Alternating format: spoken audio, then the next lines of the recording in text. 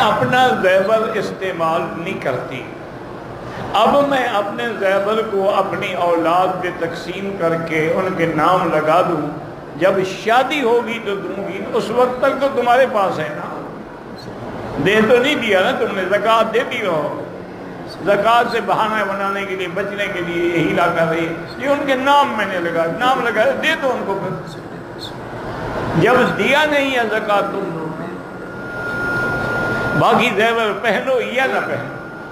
امام حنیفہ رحمۃ اللہ علیہ کے نزدیک زیور پہ زکوٰۃ ہے، چاہے وہ پہننے کے لیے ہو یا بیچنے کے لیے ہو یا رکھنے کے لیے۔ باقی امام احمد بن حنبل رحمۃ اللہ علیہ فرماتے ہیں کہ وہ زیور جو عورت پہنتی ہے، استعمال چاہے کبھی کبھی پہنے شادی وغیرہ پہ، تو اس پہ زکوٰۃ نہیں ہے۔ لیکن امام صاحب اس مسئلے میں وہ کہتے ہیں کہ اصل زکوٰۃ کا حکم ہی سونے چاندی پہ ہے۔